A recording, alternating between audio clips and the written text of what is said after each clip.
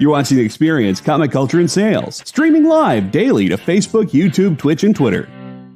Did you know that every Experience show, including some exclusive content, streams on Twitch? Check it out, twitch.tv/the_EXP. Or just scan that QR code.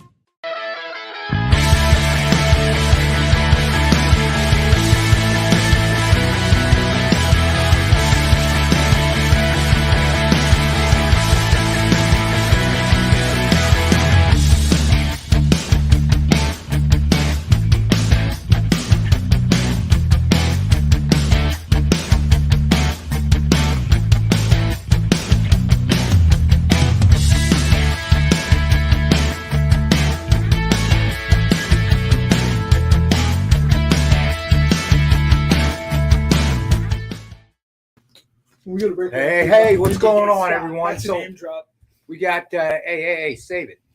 Let everybody get their drinks prepped, okay? Save it for give them 10 minutes. So we got Marcus, we got Jeff. What's going on? John Spilios. Feel bad for you in the Bucks, buddy. What's going on, bud? Preston and Marcus, what's going on, guys? Thanks for joining us, as always. We managed to rope Mariano in again. So tonight, he is currently working on Hobgoblin. All right. Ooh, Doctor Strange. Yeah, Stevie B. You know how much those Philly Fanatic costumes cost, my man? Hey, our pleasure. Resonance Media.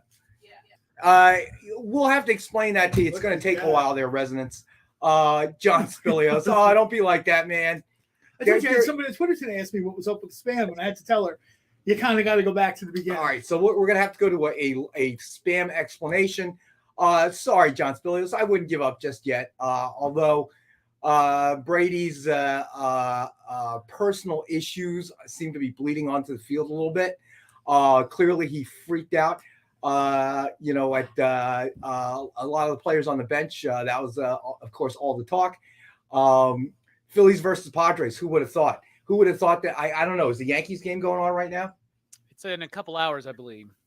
Okay. Well, who thought the Yankees could potentially get knocked out, and the Dodgers are out? I assume nobody saw that. Dave Cerrone. Dave. We don't need to explain this to you, dude. You've been around long enough to know what's up with the spam. So Robbie.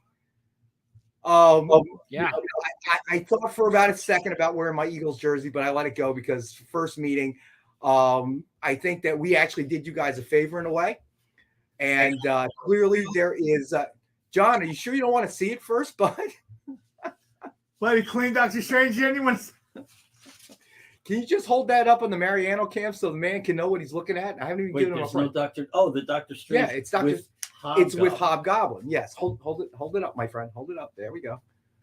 All right, I've signed you up for the Vanna White training school. Yeah, I'm working because on it. You're horrendous at this part. It's amazing. He's an artist. John doesn't seem to care. John wants it, no matter how I hold it, no matter where it ends up. Well, I know that, but still, it is now. But still, all right. So, John, I'm gonna pencil you in for that, buddy.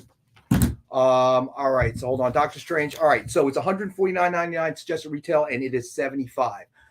What it's gonna look like, it's anybody's guess. But I did manage to talk John Cole here out of bringing his Crayola box of 64, saying that he wanted. I actually found markers at home too. I don't even remember where I got those. Hold on, let me write that in. All right, so John, we will do that. Let's see, to John. All right, so Mariano, John Spilios would like that one personalized, if you wouldn't mind. No problem. With your signature to Done. John. Done and done. Preston, there are some nice statues in the back. I should have moved them from the screen. They came in the other day. I do not know what the destination plan is. I will do everything to try to come out and bring it out for the XP, but literally we haven't even had the discussion. I know what the destination plan is for the Samaritan statue. It's not going anywhere near you. No, not me. That's Nick's office, man. Let's see. Stevie B, I was not hoping for that. Absolutely not. Can't believe the Giants keep winning. That's interesting to watch. But the Jets won. The Jets won again. Like, what's going on? That's like, dude, that is so surreal. I actually am having a lot of fun watching the Jets win. I'm in a Pick'ems league, and I Uh-huh. can't bring myself to pick the Giants or the Jets, and it's Oh, costing you're me not my doing too entire good. season. It's costing me my entire season. Yikes. Dude, we have stepped into some sort of alternate universe when the Jets 62 can't lefty lose. Blues. The Giants can, hey, 62 lefty, what's on? What's going on, buddy? The Jets can't lose. The Giants can't lose. The NFC East is probably the best division in the league. All right, it's if we walked in some sort of alternate universe. I don't know what the heck's going on, but I'm just and in Philadelphia, I got to tell you right now. I mean, we are having a sports experience that we have never had before. Okay, I mean, never ever in the history of Philadelphia sports. That's really good what Preston said. What he said. His name are going to guard Nick's anchovy pizza. Nobody needs to guard Nick's anchovy pizza. Come Wait, on. we're getting anchovy pizza? Imperious sorry. slice. No. I love We're Nick, it. not. we're getting anchovy pizza? No. Stevie B is in the Jets' twilight zone in stunned disbelief. I understand that. I also feel that way because all of a sudden now we have the Phillies in the NLCS. We have the Eagles with the best record in the league at 6-0. The Flyers have come out roaring at the gate. 2-0, 3-0? They were 2-0. Are they 3-0 now? No, I think they're 2-0. And then, of course, the Sixers, it's preseason, but they were undefeated in preseason and getting ready to open the season. A lot of optimism there. And then I hear some minor league teams and stuff are doing well, like the Philadelphia Soul, which I think is is that the soccer team or the indoor football arena? I don't know.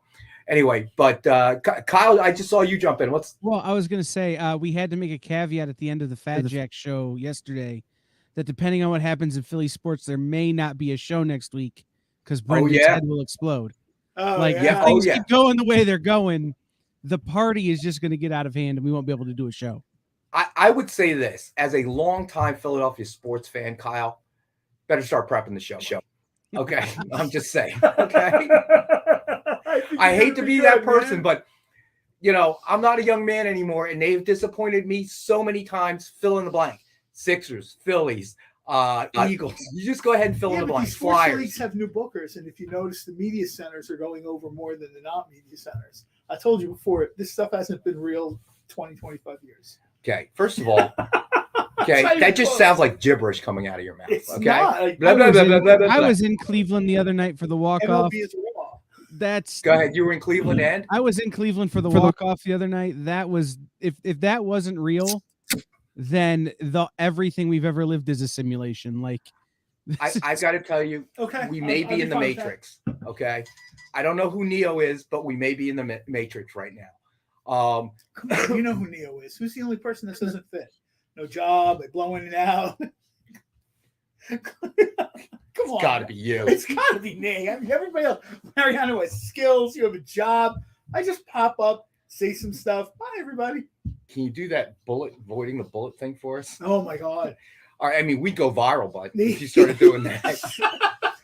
There's a guy on Instagram that does those special effects, and I don't know. I guess maybe his subscription account, but he just has like a girl standing in the supermarket, and then he takes the footage and she's doing like all this stuff, and things are flying. What's he like doing? Throwing like loaves of bread at her? Yeah. It's like cans of food and stuff like that.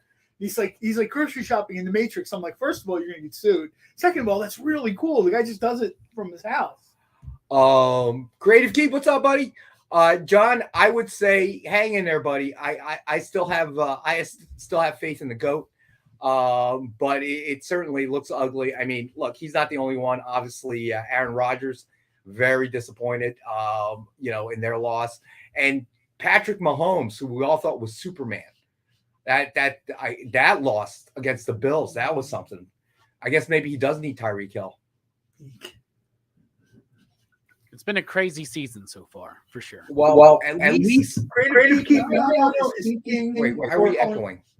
I don't know why we're echoing. That's weird. Creative Keep asked, "What's Mariano cooking up today?" Mariano currently is working on Doctor Strange #1. It is a Hobgoblin, but unfortunately, John Spilios has already claimed it. And man, you are going to Vanna White Remedial School almost immediately. John, I did hear New Queen song. It is really good. Talk about missing something, man. Miss Freddie Mercury. That guy was a singular talent. He's what do the kids call it? My birthday twin.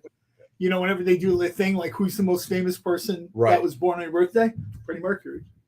He's your birthday twin, really? September 5th.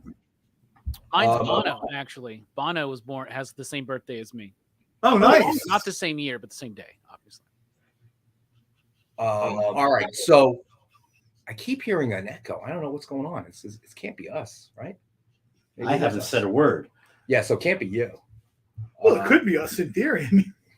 All right. So quick announcement update. I know a lot of people were expecting to see Nick on Comic Art Fans tonight. Unfortunately, Bill Cox, we found out, was involved in an accident. Nice. So hopefully he's doing okay. I think that he is. But tonight's show has been postponed. So anybody that was waiting to watch that, sorry about that. But Marcus Van has been at it since the 80s. Yeah, that's for sure. So that's just an update for anybody who happens to be watching that was planning to join the Comic Art Fan Show. Just keep that in mind. All right. So we only have one best offer book tonight. So let's get that right off the board. Let's see. Let me double check because I always do this. And then midway through the show, we find it. I was going to say 7:15. Oh, wait, we had another one. Thank you, John. All right. So it's Deceased, A Good Day to Die, #1. Francesco Mattina. Cover signed by Derek Robertson, co-creator of The Boys. And it is a best offer book starting at $11 for number 11. 11 of only 100 signed in red by Derek Robertson. So that is our one and only best offer book of the night. That looks amazing. It does look amazing, doesn't it? Derek is super talented. I love that guy. He might make it.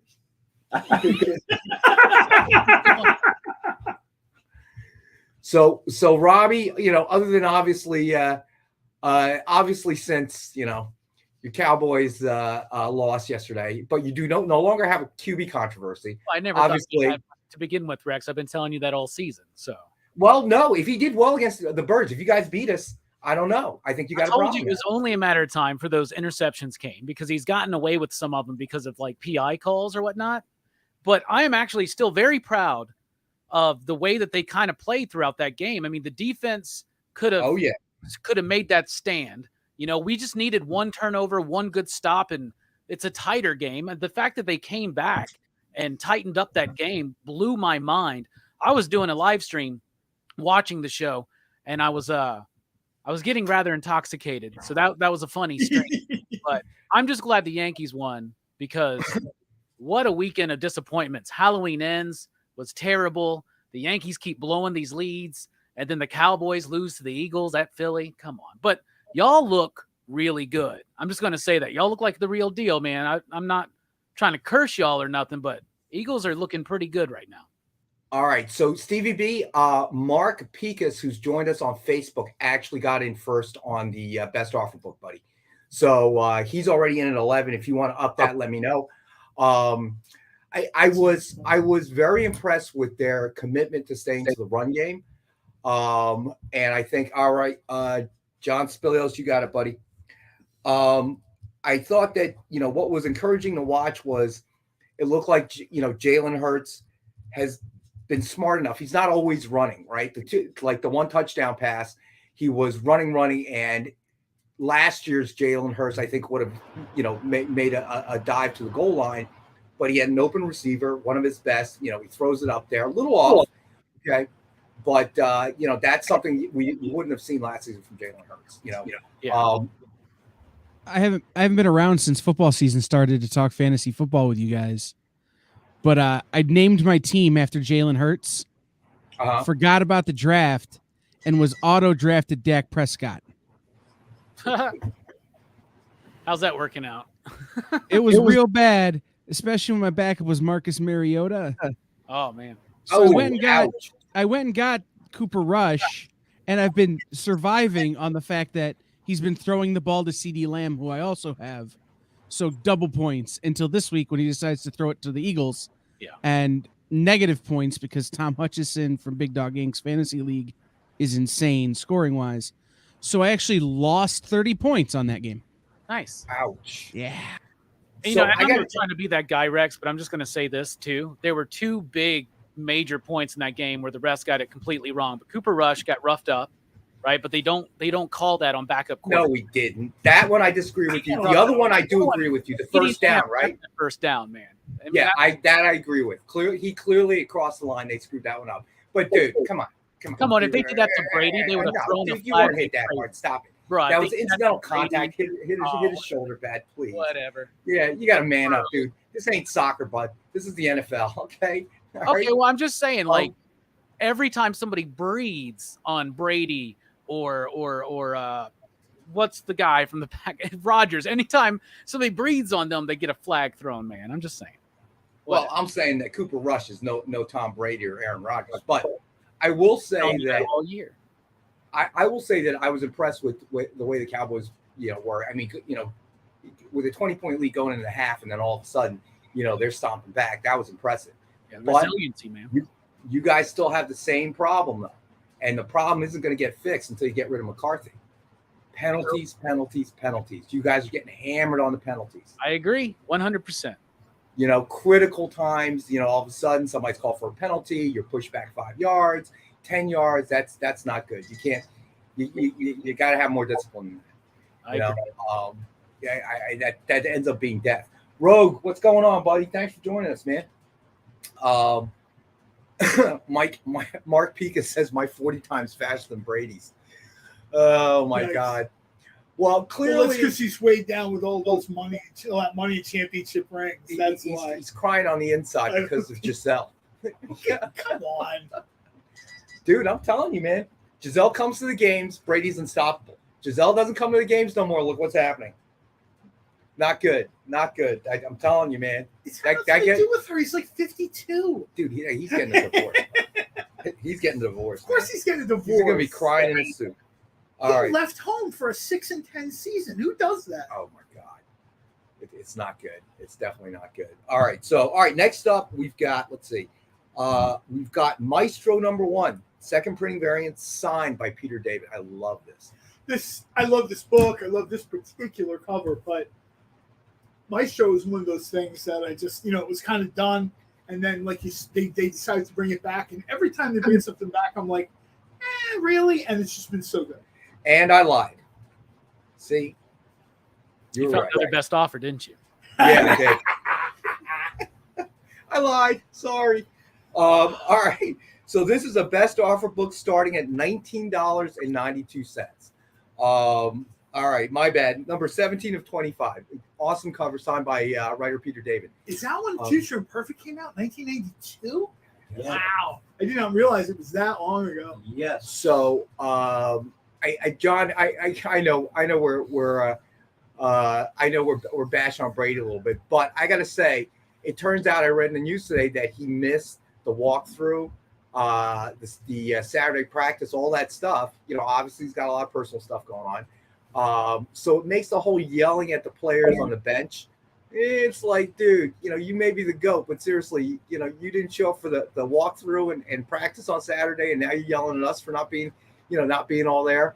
I mean, not a good look. I think Brady obviously should have stayed retired. Not a good decision. It may cost him everything, which would really be sad. I am a Tom Brady fan. I thought you were going to say something, Robbie. It felt like you were. No, I was just agreeing with you. I was like, yeah, it's he should have stayed retired, probably. Yeah, that was not the best choice. All right, I'll say if you're Days of Our Lives fan theory. Tom Brady came out of retirement so that she would ask for a divorce, so that he wouldn't have to pay her any money in a divorce. Days of Our Lives. I've heard that before. Hold up, let me get my tinfoil hat. Yeah, they're talking about that. I'm not sure that's how divorce works. Is my tinfoil hat behind you? I need to put it on. This is for when ESPN in the middle of winter, the dregs of basketball season, has nothing else to talk about. This is the fan theory I want them dredging up. And be like, it was the Drudge Report. Triple B, you're right, actually. That's right. He did go to Bob Kraft's wedding when he married some girl half his age. And he went to the wedding, and what's his face didn't go to the. He was too busy apparently. Oh my gosh, I really should drink less. Bill Belichick, he did not go. He said he was too busy. He had too much to do. Keith, now Robbie's going to Google floor is lava. Do I sound like this guy? Just saying, I mean, the Patriots win and the Bucks do not. Maybe shouldn't have gone to Kraft's wedding. I'm just saying. Huh. Yes, thank you, Triple B. There's actually a show called The Floor is Lava. I remember playing that game when I was a kid. They do a show on that? Yeah, I think it's maybe on Netflix. I might be wrong, but I think it's on Netflix. I've never watched that show. Yeah, the host is a guy named Rutledge Wood. What is that muffling? And Robbie could be his brother from another mother. Hey, Amy. I feel like the mic might be on for the iPad. That's why we're getting this double kind of feedback. The iPad is muted on my end. Like I killed the audio. Okay. But it could still be picking up if you've got the volume turned up. But it's only when you guys get particularly loud. Yeah, isn't that weird? That's why it makes me think that maybe somebody's getting picked up by another device. I'm quietly coloring here. I'm not saying and be honest, Kyle, we're always loud. Some of those brush strokes are pretty loud. Okay, the mic is muted. Make sure the volume's all the way down. Is it your phone? No, it's not. Because I have my phone. I'm rocking an iPhone 7. Okay, I can't even stream things. iPhone 7, dude. Why should I buy a new phone? The only time I ever buy new phones is when they cease to update my old phone. Oh, are they still updating? I think I had my last update a few months ago. So it maybe, dude. I just had to buy my daughter a new phone because she cracked the screen. We couldn't do anything. She's got like a 14, right? She's right. I don't even remember. It was definitely double digits. Ain't no 7. But yeah, get you a flip phone from Walmart. I got to figure out. I went to this place. For her, I carry insurance. For mine, I don't. But what I'm thinking is I don't know how to get the pics and stuff off her phone now, because without the touch screen, you can't get anywhere. So I think I might need some professional help at that point. I need professional help on many levels. Well, is that stuff up at the cloud? I pay for the cloud, but I don't know if she pushed that stuff up. I don't know. Like mine is automatic. Like I take a picture of this can, the cloud has the picture of the can. Because I'm terrible. Rex, email me after the show, and I will provide to you IT services. Oh, thank you, sir. I appreciate that. I just went through it because I cracked my iPhone 12 and went and bought the 14. I'm like, oh no, how do I fix this? Oh yeah. The cloud.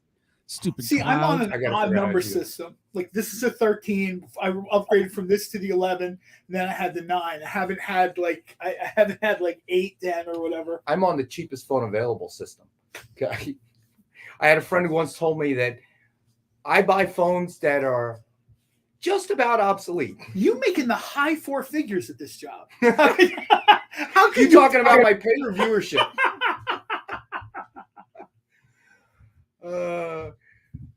Josh went, nah, you know what? Nah, she just cracks the phone because she doesn't really take care of it. So when we picked up the phone, I immediately stopped at 5 below. Right? We're coaching softball, so she's that's got nothing to do with it. Well, she puts the phone in her gear bag. She dropped it. No, she dropped it at the friggin' mall because she needed a new case and she didn't buy one. And I kept hounding her. Did you get a new case? I'll get you a new case. Did you get a new case? No. I said, a new case will cost you about $15. The new iPhone will cost hundreds and hundreds of dollars. Oh my Lord! I can't have a camera. I can't have a phone for more than, I don't know if I can make a phone 2 years. And back in the old days with like the Motorola Razr, I think that was my record. I think I had 7 of those because I just kept breaking them, sitting on them. I never wanted to get a case. I flipped them open like they were communicators, and they'd be broken. Nope. I've been Jerome. What's going on, buddy? I've just been really good with phones. I'm terrible with this stuff. You know, I try to make sure the memory's low and clear the memory every now and again. I dropped the phone in a deep fryer when I was back when I was still working or whatever. I was like, come on, let's get these crab cakes dropped. Let's get them to drop. Just right in. Right, that's coming along. The only 2 cents I'm going to throw into any of this is that everybody should invest in the glass coating. Like right away. I get that right away. That's key. I get that absolutely right away. Oh, by the way, there was something I need to discuss with you, Mariana. Oh, really? Yes, I realize you here on the air. I discuss everything here on air. He's got that problem with the shade of green. What? I mean, it takes up 2 hours of my night, so I got to get stuff done too. I noticed, Mariana, you changed the alert. That's a lie. Oh, I do this too. All right. Sorry. We'll be back. Let me spit it out, and then you can accuse me of lying. I noticed that you changed the alert on your texts. it is now the same alert that I have on mine. So, yeah. The sonar one. I'll tell you what. That's my ringing tone, and that's the only sound you're ever going to hear out of my phone. That's not true. Everything else is muted. I'm afraid not, sir. I don't know what. Rex, Rex, you're trying to tell him what his phone settings? Like, you think he would know better than I was first. I had that phone setting first. Okay. The sonar sound? Yes. I've never heard that before from your phone. Okay. We'll discuss this later. Yeah, okay. I'm sure. Look at but Rex, yes, Robbie. Ringtone Nazi, man. Come on. I am a ringtone Nazi. No soup for you. Notice how he's rattled me, and I just can't work anymore. This crew really be the ones talking about phone tech. He's working on John Spillies' book. Yeah, and you're interrupting John's masterpiece. The shading isn't quite right on that shadow. He told me he can chew gum and walk at the same time, so she'll be able to do this. Yeah, right. All right. Plummets. I mean, I already give him a pass on his poor Vanna White skills. I mean, come on, goodness. Man. Well, I'm the featured guest, and I'm being treated this way. Can you imagine? Well, I don't think. I'll be honest with you, Kyle. I don't think this is really phone tech talking about changing the ringtone. All right, Ron, you got it, buddy. All right. So actually, somebody mentioned Halloween. I think it was Robbie. So in honor of the final Halloween film, and we've had this before, but I figured it was relevant. Yeah, did you want to let Robbie talk at all? What? Did you want to let Robbie talk at all? Well, no. Ron wanted another book before the break. So it's Stray Dogs #1. Signed with the Halloween movie poster homage cover sketch by Ken Hazer. Suggested retail of $89.99. We have the one available for 5-star at $50. Super cool. So it was going through the inventory and saw this. Thought about the end of Halloween, which I have not seen yet, but I hope to see soon. The reason my phone always works. Final. You're right, Marcus. The reason my phone always works is because when I go to Verizon, I find the youngest person there because I assume they're the most cutting edge and tech savvy. So I was like, the story's not starting out good. I was like, set my phone up like you would for your father. Yes, sir. Phone works perfectly. Is that why the font is so big on your texts? Yep. John can get like 3 words into one screen. I'm amazed at the details you're aware of on everybody else's. Yeah, see, look how big that font is. I actually kind of want to get mine that size. That's a talent. What were you saying, Robbie? Because you're really paying attention to people's phone habits. Man. Yeah, that's what I'm saying. It's a little creeper. Yeah. Like I care. We're going to come back with Chris Hansen, and he'd like a word with Rox. All right. We got to go to our first break. So we're going to hit our first break. We'll be back in a couple minutes. Stay with us. To be continued. 3 little words that hold the secret to the next great story. 3 words that will thrill you, confound you, give life to new possibilities. Every variation of To Be Continued is a promise of adventure, a promise of excitement, a promise of unseen wonders and unexplored worlds. A promise that every issue you read makes you a part of a never-ending journey, and behind every page there will be an unopened door waiting for you. This story to be continued at your local comic book shop today. Visit comicshoplocator.com today. Who would win, Batman or Superman? It's the age-old debate, except it's so much more complicated than that. Nerd Killer Warfare every week on The Experience is your chance to debate other nerds in the questions we've all been asking for years, except we take those debates and turn them up to 11. Go to bit.ly/EXP casting or scan the QR code to be part of the show.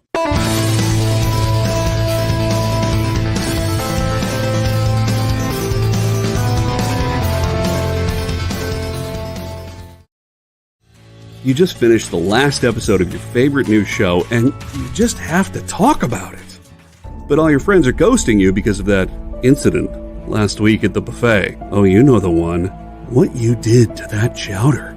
Ugh. Keeps me up at night. So what do? Join writer Dan Wickline as he breaks down all your favorite pop culture media. Whether it's a review of the latest nerdy TV show or a dive back into the history of your favorite comic characters, Dan's ready to discuss all the hottest topics live. Join the conversation as Dan live streams Tuesday through Thursday at 5 Eastern, 2 Pacific on Twitch, Twitter, YouTube, and Facebook. The Dan Wigline Show on The Experience. Comic culture and sales. I'm Steve Padmorian. I'm drawing 20th Century Man, and you can watch us on Experience. Thank you.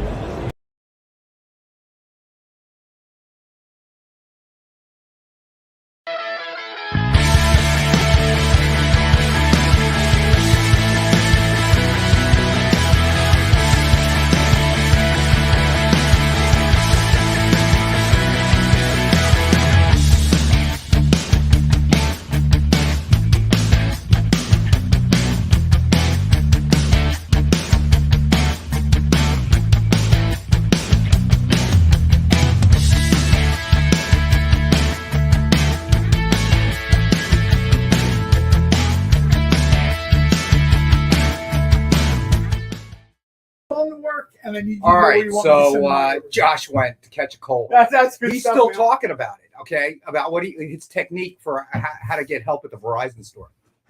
If you really want them to help you out, you give them the "I'm sorry, can you speak up?" Works every time. I'm gonna follow you to the Verizon store. That's doubly creepy. Again, don't care. Creepy was that day I went to the Moondog Grill. Oh, that was funny. I was in the theater like 50, 100 feet away. So I always take John's suggestions as a good place to eat around here. He warns me off. He was right about that new place that opened up. I had their avocado toast. I thought it was $5. All of a sudden, the guy comes back, $8.35. I'm like, $8.35 for one piece of toast and some avocado? I get back to the office. It tastes like crap. I think the avocado was bad. I ate half of it and threw the rest of it out. Oh, and some tomato slices. But there's a great hot dog joint at the mall, which surprisingly also has the Regal Cinema in it. So I had to run a few errands at lunch, went there, decided to go to this place called Moondog Grill. If you're from our area at the Morristown Mall, they're actually pretty good. If mom and pop family-owned business. So I always get their chili dog. I mean, their chili cheese dog. It's excellent. Okay, John suggests the burger, which I'll probably have there, right? So I know John knows the owner. He really takes pride because he's a hot dog guy. His whole life is hot dogs, right? So he sort of takes pride when he steps out from that. You know what I mean? He's like, I make good hamburgers too. And he's won a bunch of awards for his fries. He does cheesesteak fries, chili cheese fries. I gotta try the fries. He has a chili cheese fries. He has chili cheese fries. So, Kyle, this goes way further south than you can even imagine. Right? He basically tells you what John's house for hot dogs. So, John knows all these guys, right? So I've been there a couple times and the owner hasn't been there. But that day I knew it was the owner because he also has pictures of him with celebrities up on the wall and stuff. So, he's in a lot of the pictures. So I figured that it had to be the owner. So I asked him, I said, hey, are you the owner? And he goes, yeah. He goes, what can I do for you? I said, we have, probably a mutual friend. I said, John Cole. He goes, oh, John Cole. He was just here. I said, no kidding. Yeah, he's going to see a movie. He's going to see Smile. And I'm thinking, well, that surprises absolutely no one at all. So I start texting John. I know you're at the movie. That was funny. The lights had just gone down in the theater, too. Are you watching Smile? Wow. ? Right? My goal obviously was to get him going, what is he doing? Looking over his shoulder and stuff. I will tell you one thing. As much as I love Ira. Wait, I can't. Robbie's trying to talk, right? I'm sorry. Is that you, Robbie? No. That's weird. We are definitely hearing an echo. As much as I love Ira, he is not kidding. When he tells you a dog is hot, he did like a Walking Dead dog, and it was almost killing people in the food court. It was so spicy.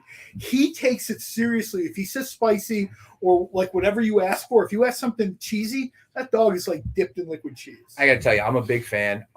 If I'm at the mall for lunch, 9 times out of 10, I will probably stop there and get one of their chili cheese dogs. It really is good stuff. So John, I always listen to John's suggestion, but that was funny. I even told your friend, the owner, I said, watch this. This is what I'm going to text John. I know you're at the movies. That's awesome. All right. So Triple B wants to know if you've seen Halloween Ends yet. I have. It was funny. I saw it in the theater. Who's surprised by that? And then I went home, and later that night I watched it on Peacock because it was on Peacock. Who's surprised at that? All right. So since we're on it, I have not seen it. It's okay. As we all know, spoilers have no effect. I'm immune to spoilers. I texted Robbie. They wasted too much time to get to the heart of the matter, so to speak. I think it was a couple days ago. Robbie and I were kind of just texting a little bit back and forth about it. And I just said, or I think I posted it on Facebook under his, I was like, they took too much time, right?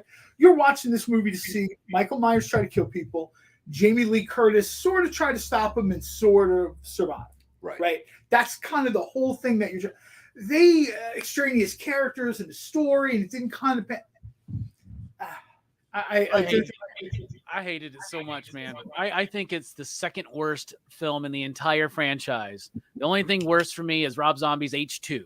Like, I hated it. It's so, when you watch this movie, it's so puzzling to me, the decisions that these 4 separate writers, that's why it took 4 people to write this movie.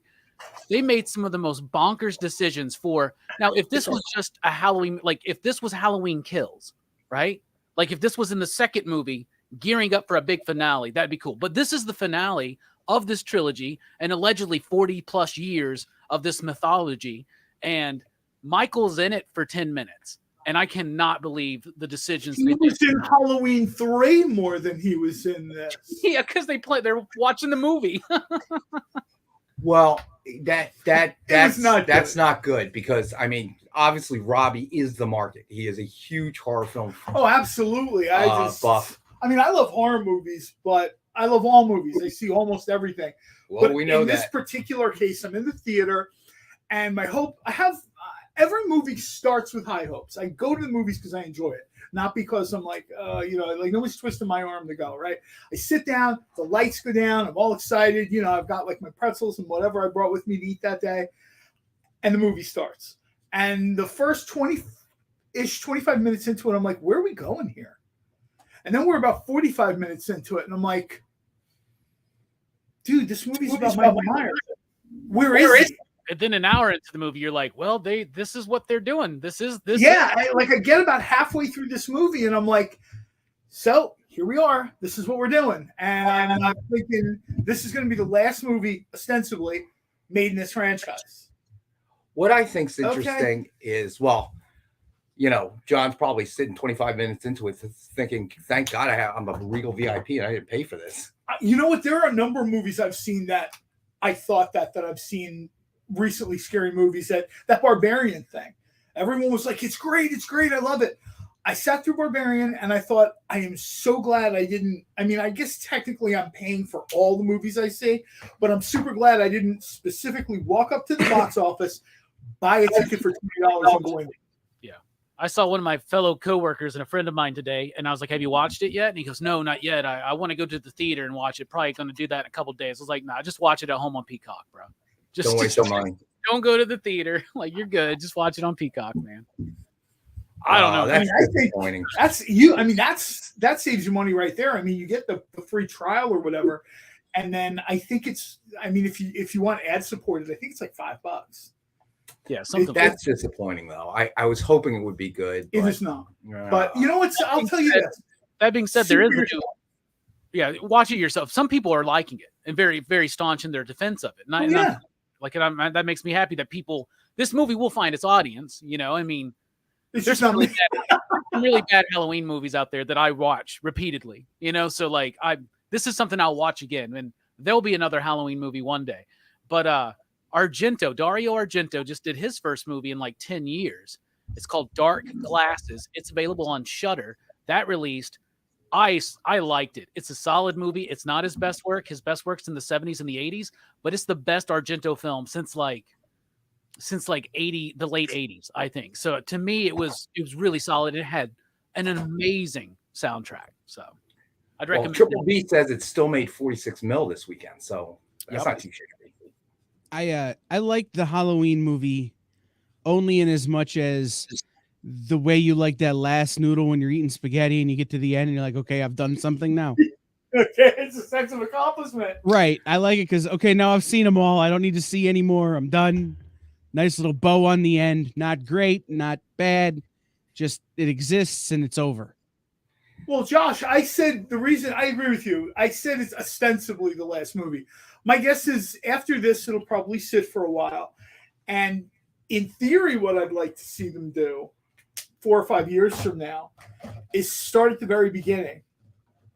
And I mean literally at the very first movie recast those roles, try to modernize it a little bit, or had a conversation with a friend this weekend about he wants them to do Halloween from the beginning, but he wants it set in the 70s, like late 70s, early 80s. And I'm like, there's no juice for that squeeze. Right. Because if I want to see that story, I'll just watch the original Halloween. Yeah, but I'm kind of on board with that, right? Because Halloween Kills, my favorite bit in that is where they show the rest of that first night, right? And they made it look like, and that's what I think. Do a direct sequel, do something if you want, but set it in like 1983 and just continue on from there. Fill in the gaps or something. Or bring back Danielle Harris and do Jamie or something like that again. There's a certain sort of I don't want to say certain properties don't age well, but we've talked on this show before about the Fantastic Four. The Fantastic Four is a property with creative DNA in the 1950s, published in the 60s. By the 70s, they kind of run out of energy. Right. And then, how many decades was the Fantastic Four for 1, 2, 3, or 4 other characters? I mean, the list of people that have been in the Fantastic Four is disturbingly long. This is a book that should essentially be about a guy, his friend, his wife, and his brother-in-law. That's all I want to see. Every time they throw Ghost Rider, Wolverine, Spider-Man, no, just no. All right, so there was a question for Mariano from Sinner24. So I can answer the glove question, Sinner. Sinner24, I'm with you. I'm not going to look up too much, but I'm with you. The first part of the question is the reason Mariano's wearing the rubber gloves is he answered this question on a previous show is because we all have oil on our hands, just naturally occurring. And I'm going to add to that. Okay. I'm going to add to that. The markers are very absorbent. So if they hit the skin, they go right into your skin, and then there's a lot of hand washing that needs to happen to get the markers off. So that's part 2. So the second part of Sinner24's question is, what kind of markers are you using?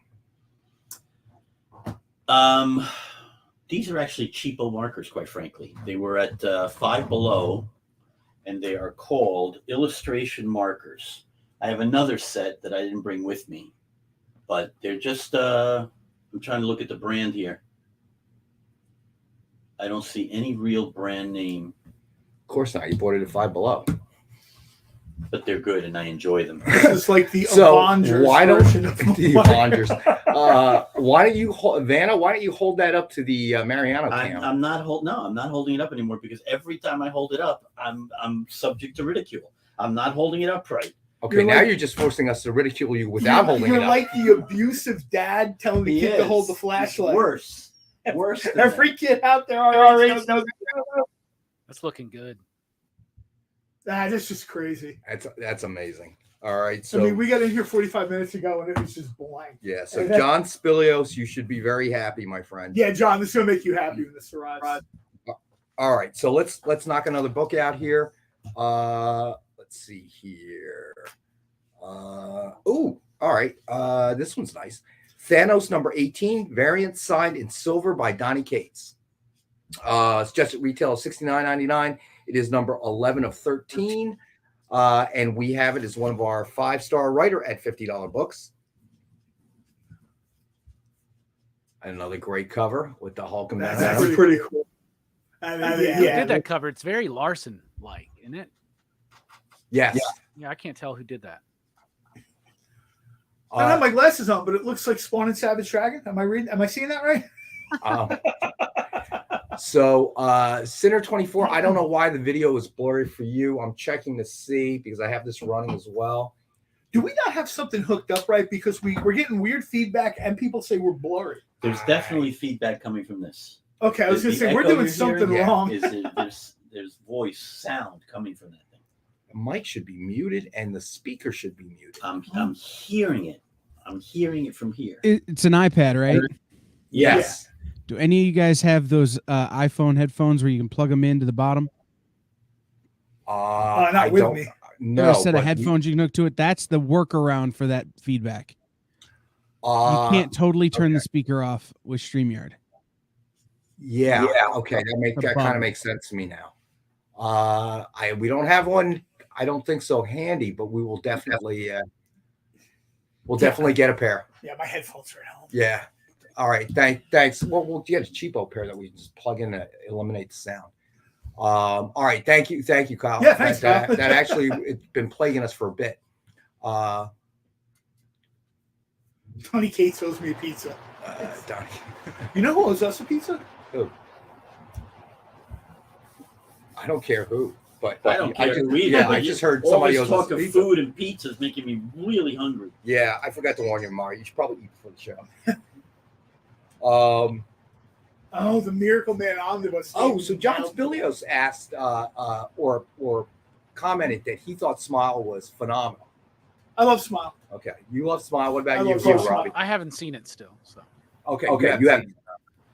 I think Smile sending people to like Major League Baseball playoff games to sit in the front row and have a giant creepy smile on their face, and like showing up in random parades and stuff like on College Game Day. I think that's the best marketing that I've seen in a really long time for a movie.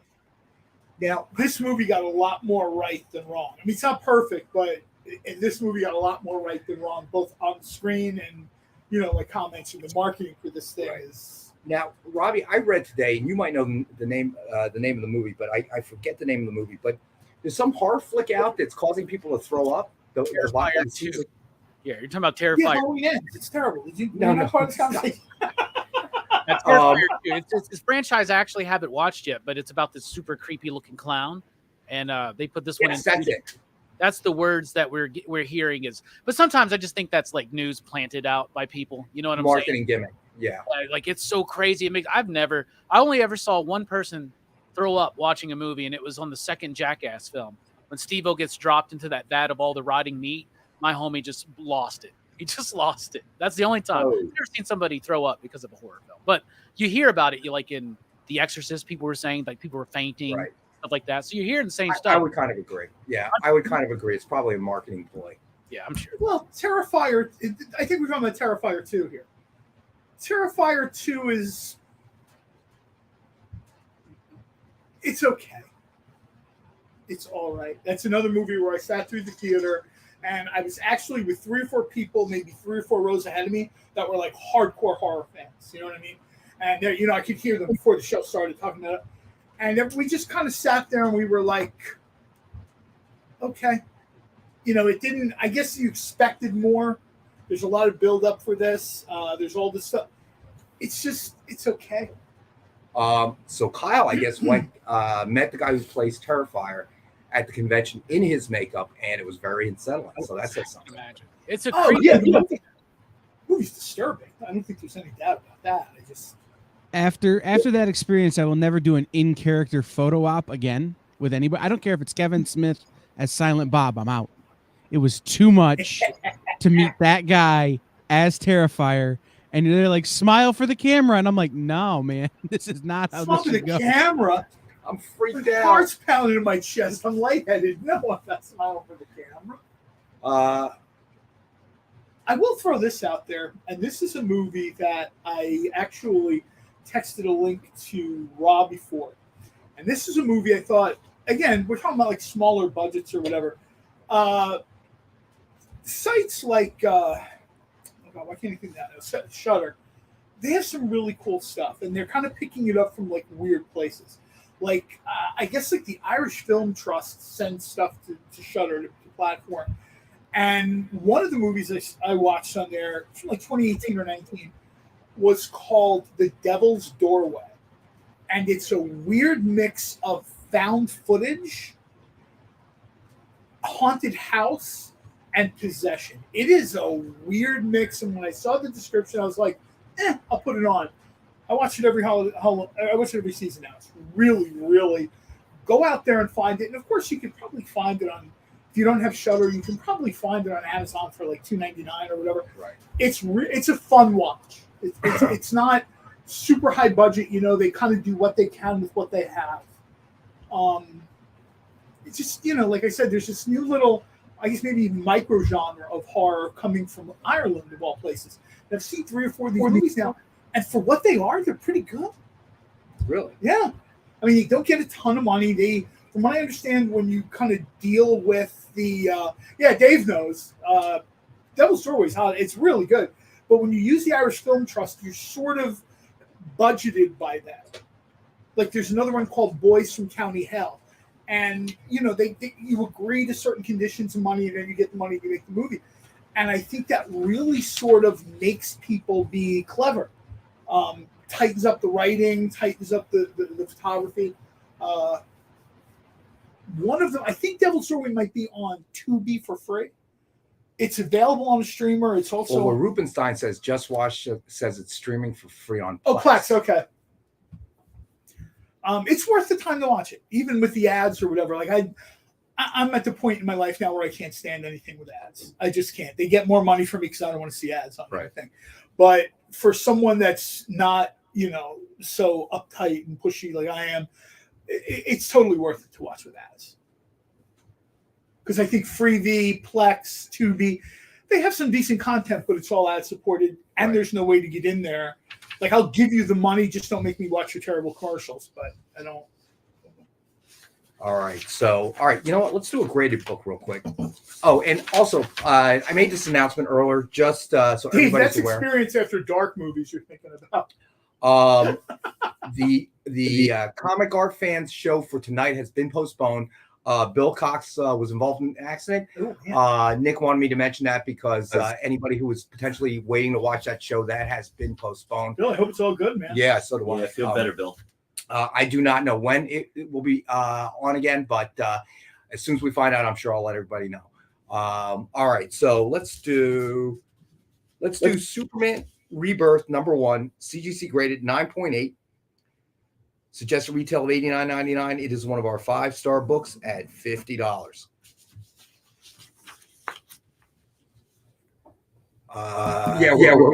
Good point. That is a good point. I understand ad supported is, you know, they have to do what they have to do. But when I see the same, a lot of times I see like a political ad from somewhere like 5 states away. Like hey, I want to be in the Virginia State Assembly. Great. I don't care. It's just, you know, like, I don't care if you win or lose. Just get off my TV. All right. So Nick says Bill is doing well. Just want to let everyone know that we were pushing the show back. That's good. That's good news. Cool. Yeah, it's getting scary. One of our employees here recently got in an accident just down the road, right at the lighted church, the T. Oh, dude, he has video of it. He showed me. He has one of those front-facing cameras. Oh, dude, was he all right?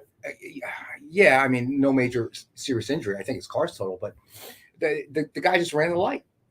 My boy was pulling out, saw that he was running the light, stopped, and he still clipped him. A few years ago, I got T-boned going across Kings Highway to Iron Hill, and I had just bought like a 2002 or 3 Jaguar. It was like a throwback to like the old Rosenblatt or whatever they were called. And I just really liked it. And the dealer even said to me, take it home, drive it, bring it back over the weekend. If you like it, we'll take it. Guy just runs the light. Actually, it was a girl on her phone. And this is a funny thing. Her father jumps out of the car and starts yelling at her for texting. Like texting and driving. Meanwhile, we're in the middle of Kings Highway, which is fairly busy local road. And we're just stopped. She just T-boned me and we just stopped. And I got out. At first I was annoyed, but then I saw a look on the girl's face and I'm like, her dad is putting the boots to her. I'm not going to say a word. I just pulled out my phone and called the cops. And I even said, I've been in an accident and the driver's dad is yelling at her. Oh, no. That was a nightmare, too, because we had to call the dealership. And I was like, I did want to buy this car. All right, Ronald. You get first dibs. Oh. I'm glad you liked it, Jerome. All right. We're going to show you. This is. That's the top. Yep. Here's the bottom. Amy's going to help me. Why don't you do it on the Mariano can? Oh, you mean you want to be practical about it? Mariano's busy. We can't interrupt an artist. I'm almost done. I'm almost done with this. You can move. Guys, you can move the iPad. If I know you were going to do this, I would have sent the picture. That's really cool. That is very cool. cool. Do it. If you're going to do it right. Oh, my goodness. Oh, wow. Oh, okay. Great. You hold. That's a great idea.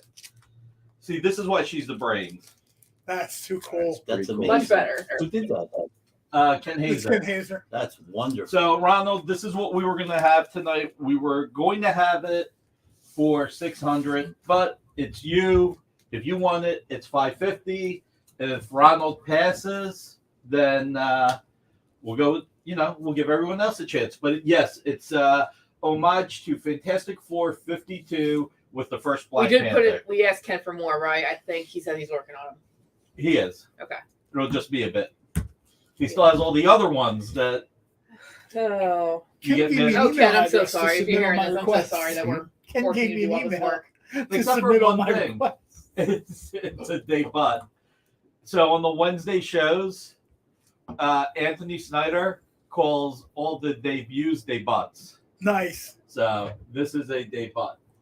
So I think I called it that till like the 5th grade. So yes, we have a full house now. I really hope I close my. So Ronald asked, we were going to have it on the show tonight. We were going to save it, but Ronald said that he was looking forward to it. So for Ronald, nice. Look, for a lot of our community members, we love our community.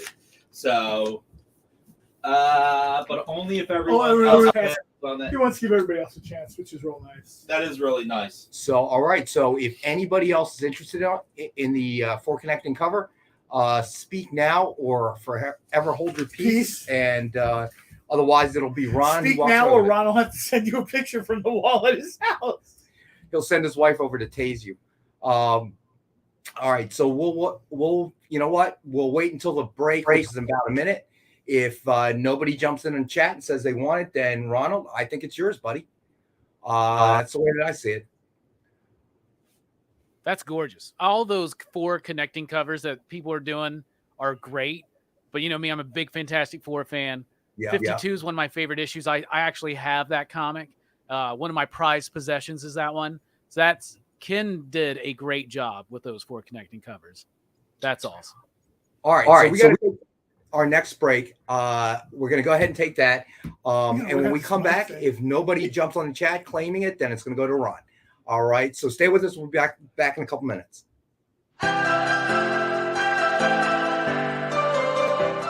This is The Experience.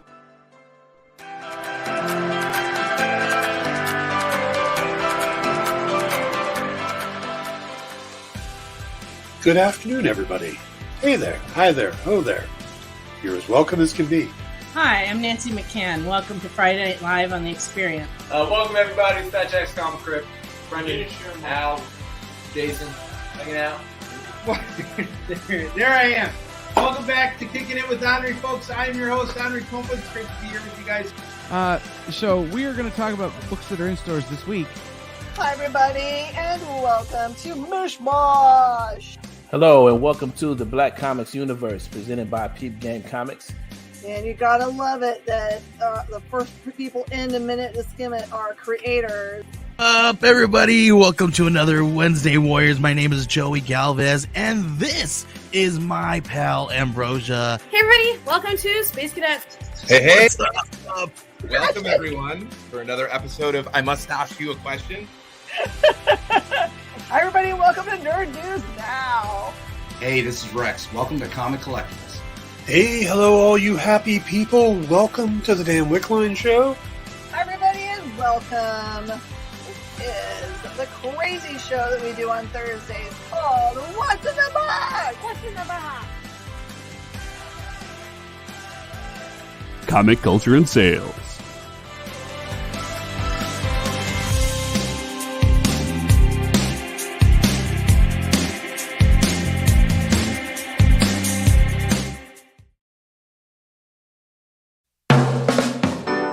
Get the inside scoop on everything happening at The Experience every week.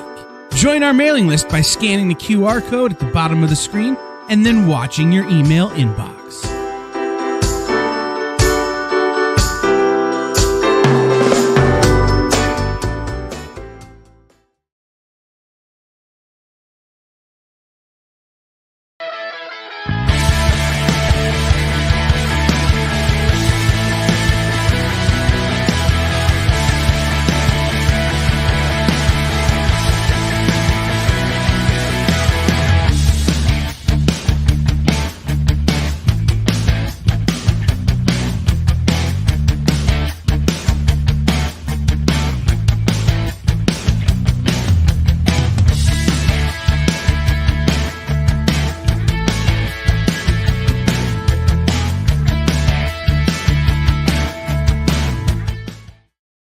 Unselfish with some great food and a bar. All right, we're back. All right, Preston. Yeah, I guess it's time. All right, we'll do a quick Rex cap. So as always, though, let's throw this up there. We have the Dynamite 10-pack reader set, 10 random Dynamite titles. Cover price is $3.99 or higher, so suggested retail of $40 or higher. And as always, we have $5 for the 10 comics. As a thank you to our viewers, so 50 cents a copy. All right, so then we had Maestro #1, second printing variant, signed by Peter David. It is a best offer book, number 17 of 25 signed, and is a best offer book starting at $19.92. Yeah, I cannot say enough. I mean, this book is cool. If you're not reading this series, you probably should fix that. This is one of the better things I think Marvel has done in a while, and you don't hear about it that much. I realize it was like a couple of years ago or whatever, but Jerome Greenwell says, Anamia, give us more Betty Page adventures, please. Anamia will probably be glad to hear that. Probably, yeah. I would definitely say so. She was on social media. We were talking. Apparently, her calendars were late getting out or something. So I'm not sure if she did a Betty Page. One of the months was Betty Page, but it's like a collection of her cosplays. Gotcha. All right. So next up, we had Deceased, A Good Day to Die, #1, Francesco Mattina. Cover signed by Derek Robertson, The Boys co-creator. And it is a best offer book, and currently John Spilios is in the lead at 15. Then we had Thanos #18, variant signed in silver by Donnie Cates. Suggested retail of $69.99, and we have the one available, number 11 to 13, signed in silver for $50. Then we did Stray Dogs #1, signed with Halloween movie poster homage cover sketch by Ken Hazer. Suggested retail of $89.99. We have the one available for $50. Then we did Superman Rebirth #1, CGC graded 9.8. 9.8 guaranteed. Suggested retail of $89.99. We have the one available. It is one of our 5-star at $50 books. All right. So you know what? Let's do another CCA. Sure. All right. We have King in Black #1, signed with no cover sketch by Ken Hazer. And I got to tell you, I pulled this one. We've had it on before, but every one we've ever had is silver. This one is in bronze paint pen, which I thought was super neat. Yeah, definitely. Yeah, it's one of the last ones we have. So suggested retail of $89.99. It is one of our 5-star for $50 books. I like that. I mean, copper metallic. That's pretty cool. Yeah, I thought that was pretty cool. That's why I pulled that one. So all right. So Mara, you almost there? I'm almost done. All right. It's hard to let it go. It's hard to just stop, but I'm gonna have to stop at some point. Seems like any of the goblins would be fun to color. One last thing we're gonna do. We're gonna add a little bit of a lower lip, because I don't see that in this drawing. All right. So what Hazer about doing an all right, now it's done. In green. I just have to sign it. But there we go. All right. The delay is what gets me. That's just amazing to me. Those oranges pop, man. That is awesome. All right. So this, Creative Keep. So this one's for All John, right. So Ron, we want to make sure we get your okay. Creative Keep wants to claim the connecting covers, but you had first right of refusal. So let us know, Ron. Jump into the chats and say okay or not okay. Yeah, I think Ron said that he wanted it if nobody else did. Yeah. So I think I want to double check with Ron. No, I totally get it. All right, you got it, buddy. So Creative Keep, it is yours, my friend, at $550. All right. So that's nice. That was a good pickup. That's like Merry Christmas. That's like Happy Birthday to me. I don't care what day it is. Beautiful piece of art. All right. So let's do some Dynamite books. What do you think? We can do this next one. Where's my sandwich? Immortal Red Sonja #7, Ultraviolet FOC version cover, 1:10 ratio by Lyrics Lee. It's just retail of $50, and we have the one available for $19.73. The year Sonja first appeared. Yeah, the covers for these are amazing, isn't it? Yeah. I especially like the ultraviolet covers that we've been doing. The ultraviolet covers are really sort of, you know, I mean, like Dynamite keeps pushing like that creative envelope. Like I'm wondering, you know, like where it goes from here. Have y'all done like an ultraviolet metal cover? Yeah, we've had them on the show. Yeah, right? yeah, I think so. Yeah, We had I like a don't know which Lucio Perillo, or whatever his name. Padillo, Vampirella ultraviolet cover that was metal. Nice. Yeah, they look great. I can't wait for the ultraviolet blacklight covers. Oh, see, there you go. There's always something new. Oh God, no! Because I hate to break this to you. The last time we had one of those glow in the dark covers, or what John thought was glow in the dark cover, That was so funny. He's stumbling around the office, turning lights off. I tripped over something in the dark, and no, that's not. I was like, take the book, go home, because if you fall down here, we're legally liable. I think that was. Oh, you know what that was? That was one of the variant covers for Army of Darkness and Reanimator, and I was positive that it was that Reanimator green glow that he uses to bring people out. I'm like, this has got to be glow in the dark, and I'm going into different rooms. I'm like, why isn't it working? I'm trying to power it with the light on my phone.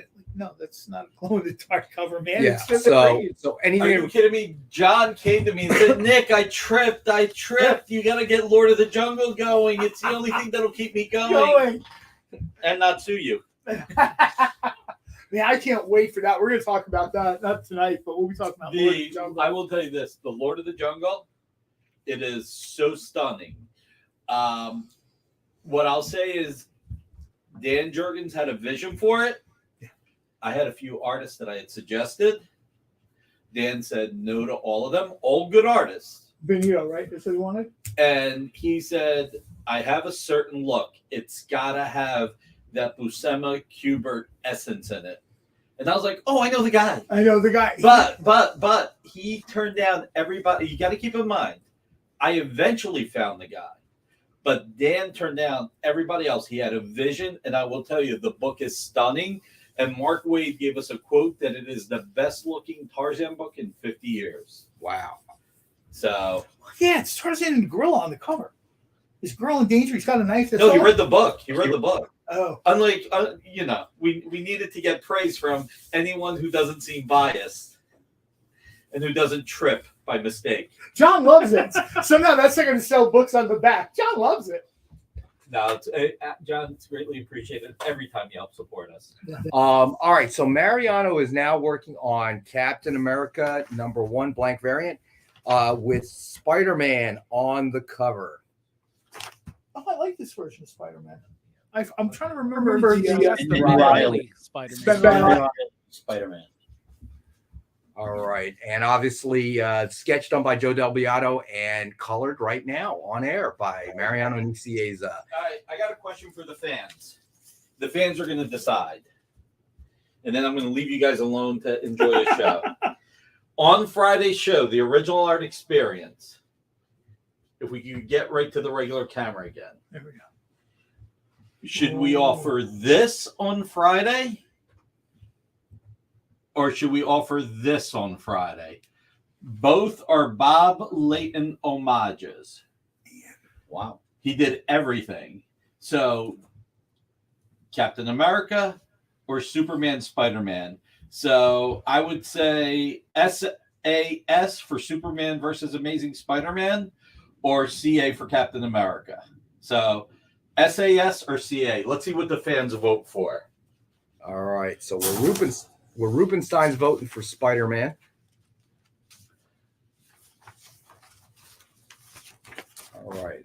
All right. So Mariano's gotten a quick start there. All right. Clearly, Kyle's voting for Spider-Man. John Spilios is voting for Spider-Man. Yeah, I think Superman, Spider-Man is going to be the runaway thing here. Oh, no, we got some SASs here, too. I hope somebody's keeping track. I'm not. SAS is a Spider-Man book. Yes. Good thing this is being recorded. Yeah. Somebody's going to have to go back and look. So far, there's only 2 people whose opinions we can't trust. Two that sounds like an No, I'm not biased at all having to do that show with him and wanting to look at a certain one. All right. So Nick's saying only 2 caps so far. So I guess Nick is keeping track. Cool. All right. So let's see. All right, so let's do another Dynamite book. All right, this one's nice. Vampirella Strikes #6, Incentive Virgin cover, 1:25 ratio by Ben Caldwell. Suggested retail of $50, and we have the one available for $40. Nice Halloween themed Vampirella. Oh, John's jumping in. I thought I was done, but Ronald has asked us twice. John Cole. So, oh man, I love the Ronald. How do I say this best? I bought these statues for decorations. Amy decided to be tongue-in-cheek. So John goes in timeout. I will say this. If 10 fans say they want to see a statue being offered, we will offer one of the statues on Wednesday.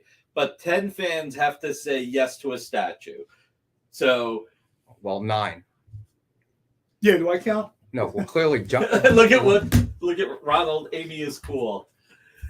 Ron's already said he wants to see one, so clearly, so really, what's the price on Vampirella? Because I think Triple B likes the cover. That is $40 there, Triple B. That's an awesome. Oh. I love the look on the kid's face. So 9 more people have to say, we don't have a Deja Thoris Warpenstein. We have different statues. We'll have to decide. Like I said, all right, we got say statue. So we've got 3. I'm not sure I can count Warpenstein yet because he was specific. This one's very cool. Isn't it? I haven't seen that before. That's very cool. Yeah. All right, let's see if we get 10. I'm sure that we will. So, Robbie, what is the movie for the night? Tonight we are talking about, in my opinion, one of the most underappreciated Wes Craven films out there, The Serpent and the Rainbow, starring was Bill Pullman.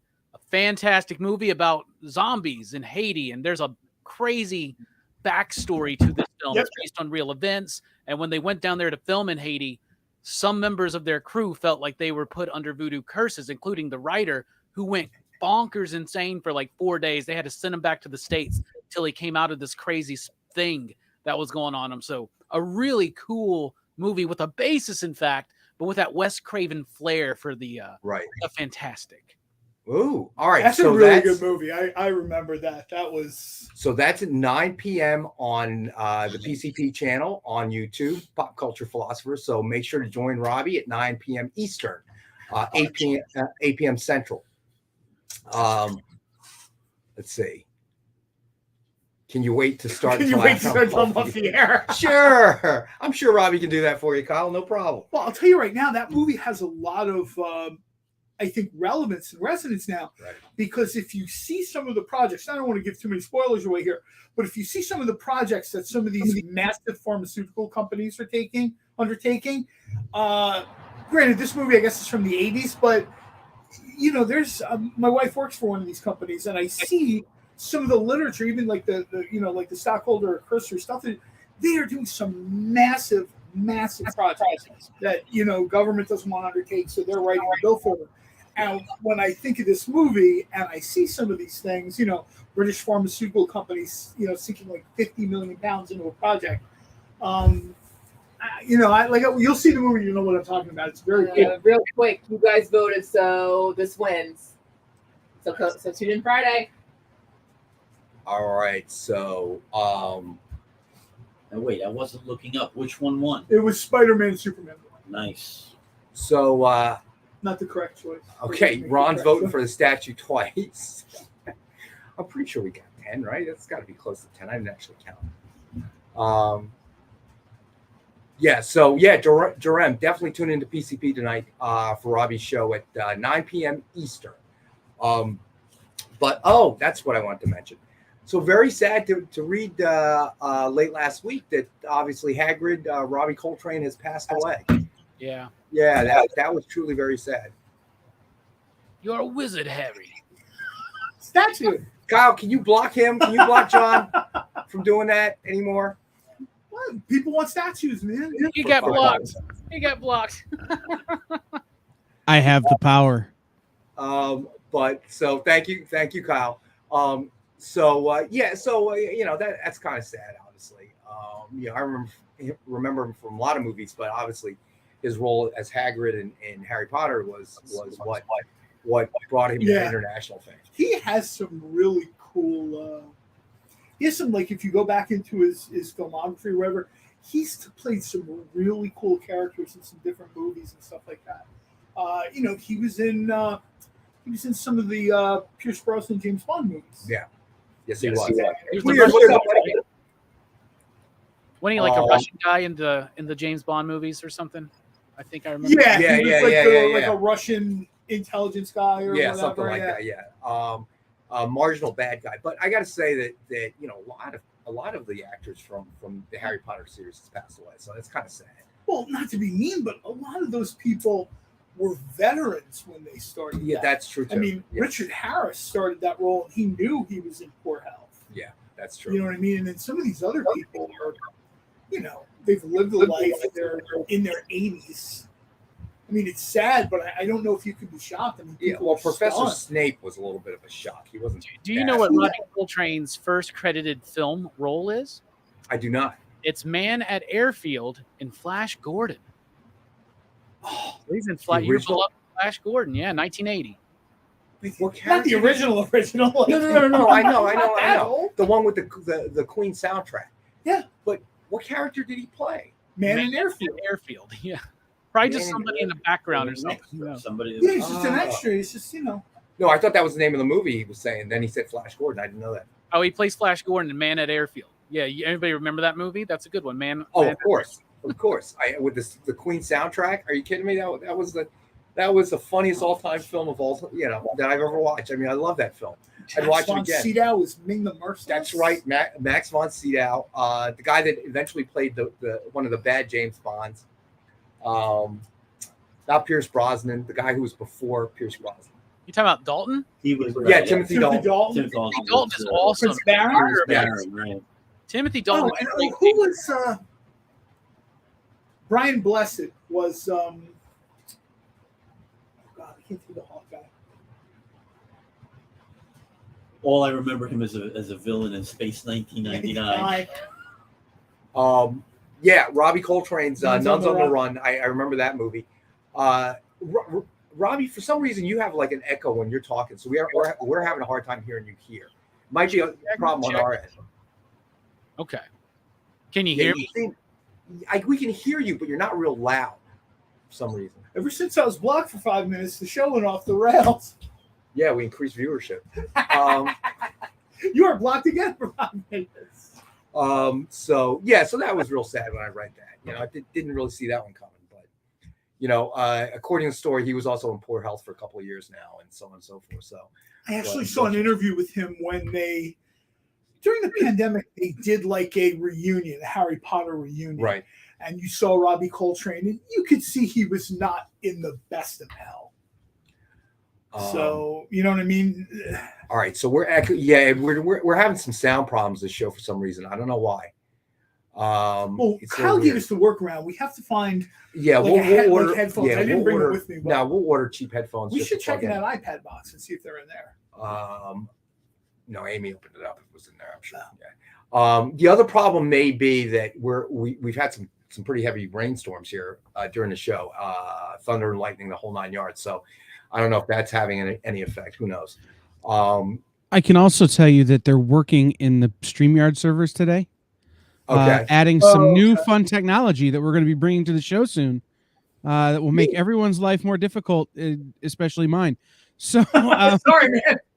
But we'll be using it to make new promos and stuff. But you couldn't even log into StreamYard 3 hours ago. So. Oh, okay. So it could be a technical problem on there. It's been one of those days. Like the show must go on, like the Queen song that wasn't in Flash Gordon says, and we just got to kind of ride it out. And weird. What part of the country are you from? I forget. I know there's a cold front moving from the west to the east. So tomorrow's going to be not snowing, but it's going to be in the low 50s. It's going to be chilly tomorrow. Which is Michigan. Okay, yeah. I was looking at the weather map earlier today. So, wow, snow already. That's hard to believe. Well, people by the Great Lakes get crazy weather. I was watching a Weather Channel thing one day about, like people who live by the Great Lakes, because it's almost like an inland sea. And some of the weather they get is, man, it is brutal. So Stevie B says there are movie and TV show productions that were famously cursed. Are there roles as well? I don't look at the deaths with Harry Potter necessarily that way. I mean, when you think about when was the first movie made? Like a long time ago.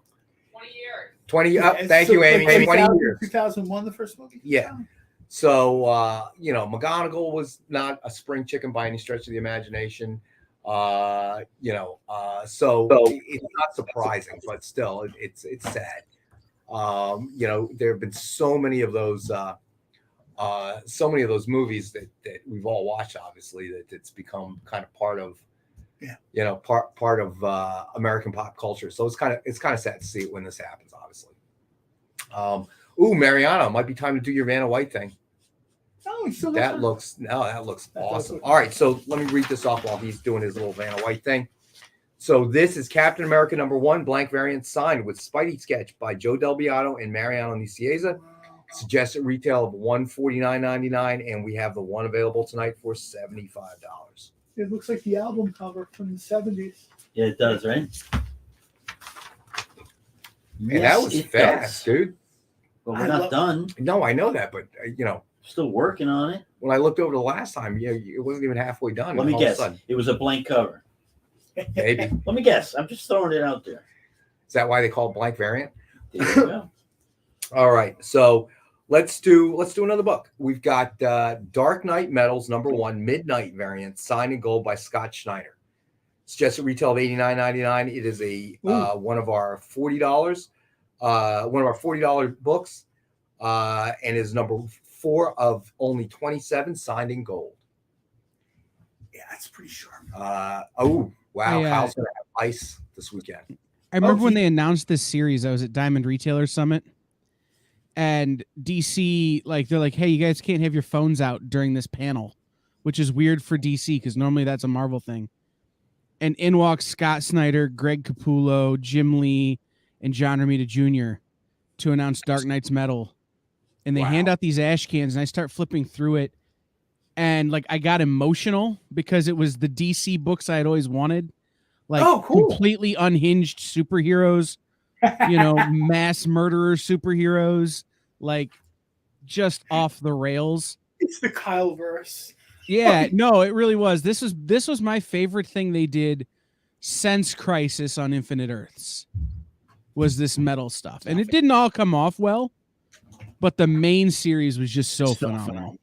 Yeah, I really enjoy Metal, and I enjoy Death Metal as well, the follow-up, and the entire Justice League run that Scott did in between. It's such epic. It feel like while that stuff was going on, it made me go and pull out all my Superpowers action figures and set them up. It made me go and read Justice League comics from the Silver Age, and it made me rewatch Challenge of the Super Friends, one of my favorite cartoons of all time when I was a child. All right, so Ed Weird is asking for a Rex cap, so let's do that before the break. All right, so as always, we had the Dynamite 10-pack reader set, 10 random Dynamite titles, $40 retail or higher. And as always, we have it for $5, 50 cents a copy as a thank you to our viewers. Then we had Maestro #1, second printing variant, signed by Peter David. It is one of our best offer books of the night, and it is a best offer starting at $19.92. Then we had Deceased, A Good Day to Die #1, Francesco Mattina, cover signed by Derek Robertson. And it is also a best offer book. And currently John Spilios is in the lead at 15. That's just a great book. And we have Dark Knight Metals #1, Midnight variant, signed in gold by Scott Schneider. Suggested retail of $89.99. And we have one available, number 4 of 27, signed in gold for $40. Then we had Thanos #18, variant, signed in silver by Donny Cates.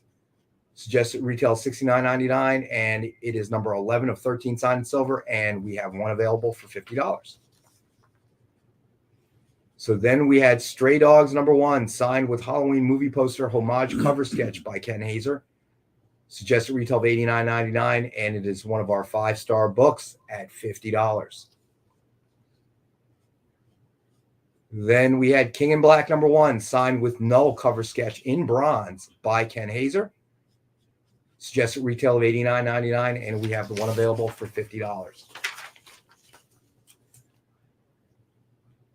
So then we had Immortal Red Sonja #7, Ultraviolet FOC Virgin cover, 1:10 ratio by Lee Ritz Lee.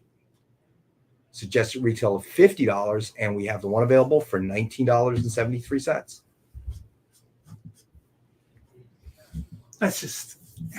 And then we had Vampirella Strikes #6, Incentive Virgin cover, 1:25 ratio by Ben Caldwell. Suggested retail of $50, and we have one available for $40. And Mar, I'm going to need you to hold this one up, my friend, as I go through the Rex cap. Then we have Captain America #1, blank variant, signed with Spidey sketch by Joe Del Beato and Mariano Nicieza.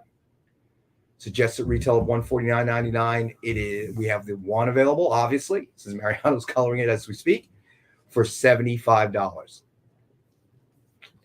And you still have to add in a spider on every strand of webbing, right? Yes. And then, yes, John. Yes. Yeah, right? And then we had Superman Rebirth #1, CGC graded guaranteed 9.88. Suggested retail of $89.99, and we have the one available for $50. And that brings us up to speed. I wish we had ultraviolet covers when we were publishing Solar Man of the Atom, because some of those solar covers would have been amazing. You should talk to the publisher. Send him an email. Yeah. He's always excited to see those. Ultraviolet, bright yellow, Solar Man of the Atom covers? Yeah. Yeah, I'd get down on that. Yeah, I could see those would be very cool, because, Solar, even way back in the day, Solar always kind of had trippy color covers. You know what I mean? It wasn't, even like Gold Key. And let's be honest, Gold Key covers were what they were for the day. But even Gold Key had, they kind of saw like a slight psychedelic vibe to Solar, which is weird given his power set. All right. I'm just reading Jerems. Of the big two, when I found Deceased, it was such compelling work. I've had that with DC too, actually. That kind of reaction. I read DC pretty much as long as I've read Marvel. I opened up when I had that. I remember the first time I read Kingdom Come, the very first. It was like 4 issues originally. I opened it up, and this was the version of DC Comics I'd always wanted to say. The way it looked, the way Mark Waid wrote the characters. And you're sitting there, and I remember reading the first issue in my truck, and I was like, wow. And I read it again, and then I read it like a third time, and I could tell, this is what they're shooting for with every issue, to kind of get people, All right, hold that thought. All right, we got to go to our last and final break, and Center 24, we will ask Mariano that question as soon as we get back from the break. So we'll see you in a couple minutes. Imagine being at a convention and going to an interview panel that's just for you. No bustling crowds, no hours-long lines, just you, the moderator, and your favorite comic book creators. Well, this is pretty much that. Miss Jen sits down every week with 2 comic book creators for a live stream interview about their latest work, and you can ask them whatever you want. It's Talking Shop, Mondays at 5 Eastern on The Experience, Comic Culture and Sales. You just finished the last episode of your favorite new show, and you just have to talk about it. But all your friends are ghosting you because of that incident last week at the buffet. Oh, you know the one. What you did to that chowder. Ugh. Keeps me up at night. So what do? Join writer Dan Wickline as he breaks down all your favorite pop culture media. Whether it's a review of the latest nerdy TV show or a dive back into the history of your favorite comic characters, Dan's ready to discuss all the hottest topics live. Join the conversation as Dan live streams Tuesday through Thursday at 5 Eastern, 2 Pacific on Twitch, Twitter, YouTube, and Facebook. The Dan Wickline Show on The Experience, Comic Culture and Sales.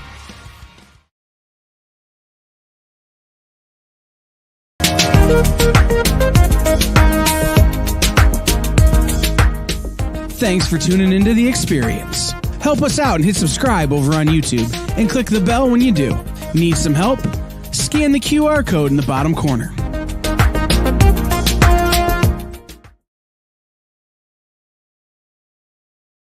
Hey, it's producer Kyle. If you like going places where the action never stops like Las Vegas, the Caribbean, and Atlantic City, then you're probably not who I want to talk to. But if you want to surround yourself with amazing comic books and comic book content made by a devoted group of smart and funny industry insiders, the Experience Members Club was made for you. You can join the experience by becoming a supporting member of our YouTube channel. You get access to exclusive content that no one else gets, like members-only live streams, pre-sales, one-on-one Q&As with production staff, and other content that's exclusively for members. Plus, for a limited time, if you sign up now, you'll be entered into our giveaway of a slabbed comic book. Just call this Wait, hold on. It's 2022. No one makes phone calls anymore. Scan the QR code at the bottom of the screen, or just visit the membership section of our YouTube page, and you'll be on the VIP line of the comic book buffet, baby. Look at the size of those perks. Join today, and I'll be saying, who loves you, baby? Me. The answer is me.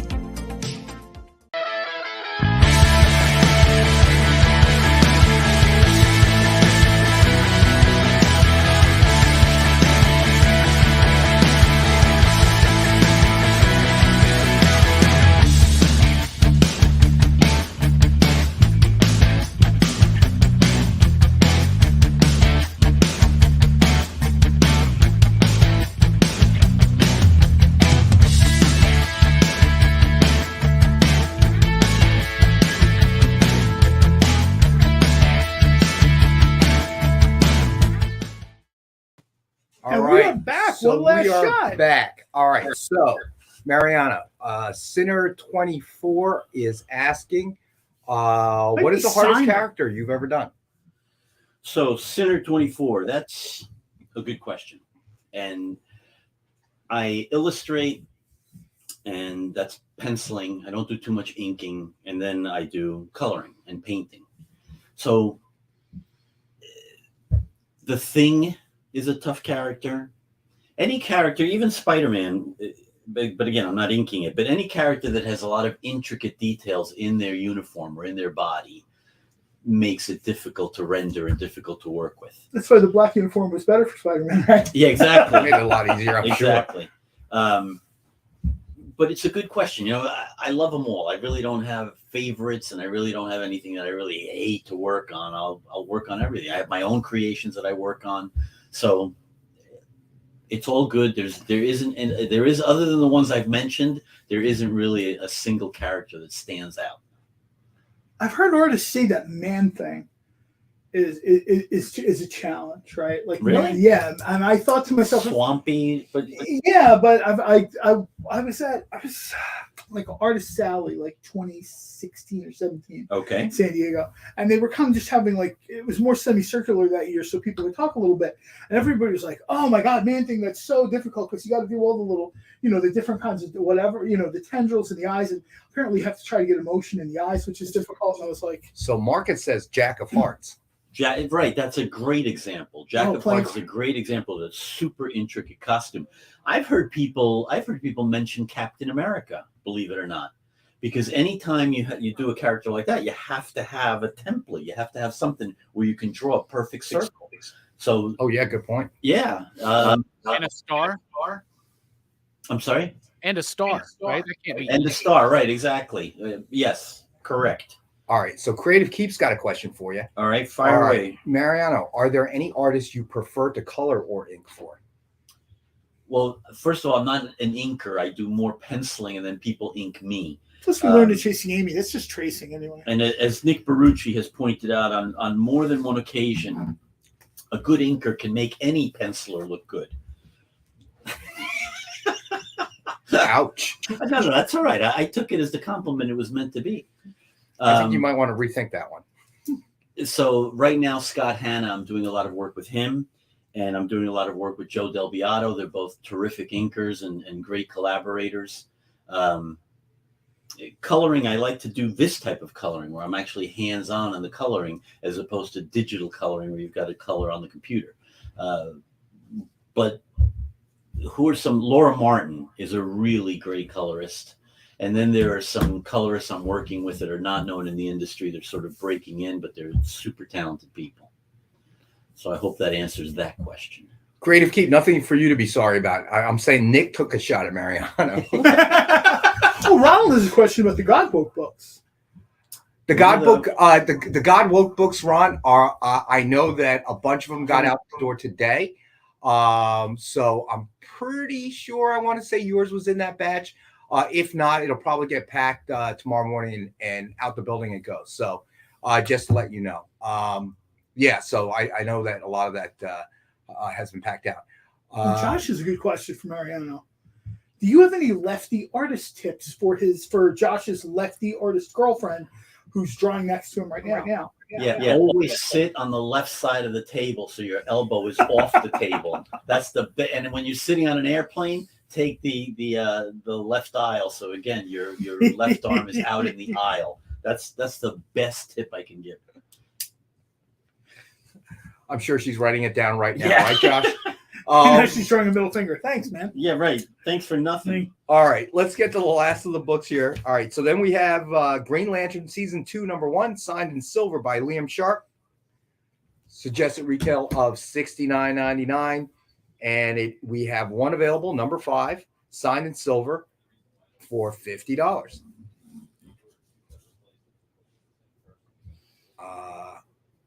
What do we have coming up?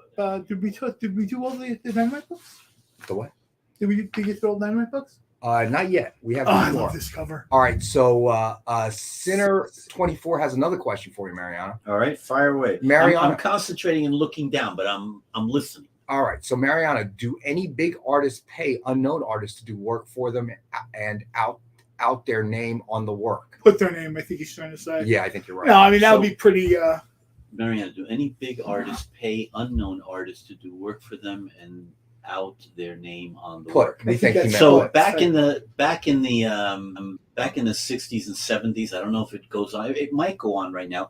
Any studio that has like a bullpen of artists, more than likely there are unknowns that are doing backgrounds, that are doing buildings and trees and mountains and things in the background, and then the lead artists, the well-known names, are doing faces and characters.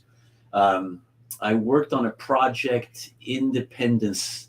What was that movie in the 90s? Independence Day. Independence Day, the invasion. Right. Okay, so I think it came out as a graphic novel or was a 4-issue series that got bundled.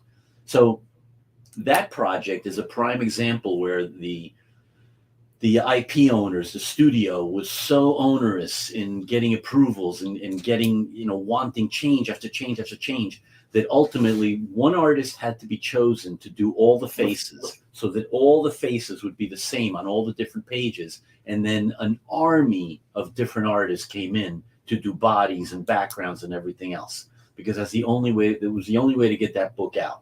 So that happens a lot. And I don't think that artists are not credited. They might be as with, or, have some other credit in the comic. But yeah, that goes on a lot. That does go on a lot. So did we get 10 for statues? Did we get 10 votes? I thought you guys were counting. We had Amy more than 10. said she got it. I heard 9.5, so no statues. There can't be. How could there be a half? Ronald only counts as a half because he started it. Ron voted twice. Ron voted twice. Now it's- John only counts as a half. What's that? John only counts as a half. Oh, because I voted. Then I got blocked. So then it gets 10. All right, so we'll call it 10.5 then. I have a question on the what Mariano was just talking about. Doesn't that happen more in like cartoon strips? Jim Davis having guys draw Garfield for him and that kind of stuff. Oh, I almost forgot about that. Doesn't it happen more like in comic strips than maybe? Yeah, for comic and books? again, that would make sense too, because anything that has to come out with a regular frequency, where the deadlines are super tight, a daily strip is a great example. So I'm sure that went on a lot with a lot of different daily strips, for sure. It's all about the deadlines.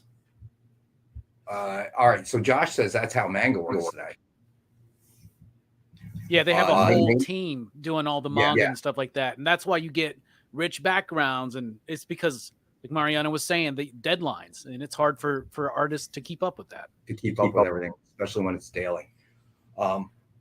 Well, the really good artists, like this is a long time ago, John Byrne had said he can do inking, coloring, drawing, writing. He can do like 4 pages a day. And most people were like, no, you can't. But he like John Byrne was doing so many books, but not everybody is Byrne or Ramita Jr. or Jack Kirby, you know? Yeah, it's true. All right, so next up we've got Mad Balls versus Garbage Pail Kids number 4. Virgin incentive cover, 1 in 15 ratio by Jason Crosby. Suggested retail of $50, and we have the one available for $29.99. This comes out this Wednesday. Yes, I believe so. Immortal Red Sonja and Vampirella Strikes. All right. Let's see here. All right. So then we had Detective Comics number 1027, CGC graded, guaranteed 9.8. Suggested retail of $89.99. We have the one available for $69.99. That's a and that is a Lucio Perillo cover, isn't it?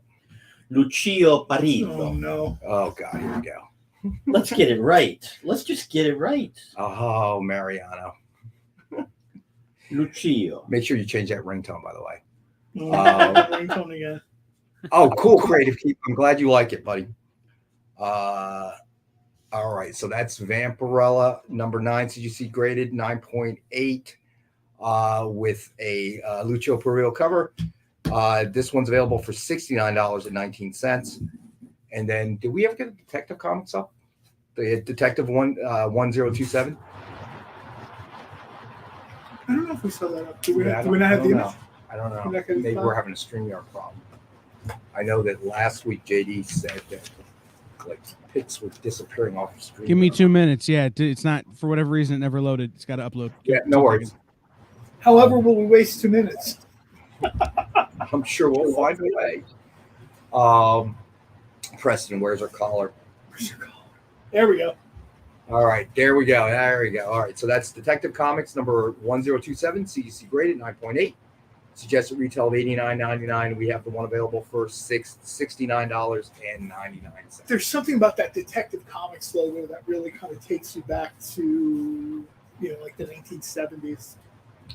All right, and the final book of the night, I think it's the final book of the night, all right, is Deadpool Secret Wars number 1, signed with Deadpool cover sketch by Ken Hazer. Suggested retail of $89.99. It is one of our 5-star books at $50. So this one also found Deadpool. Deadpool. You might be familiar with this character. I am. I heard you might be.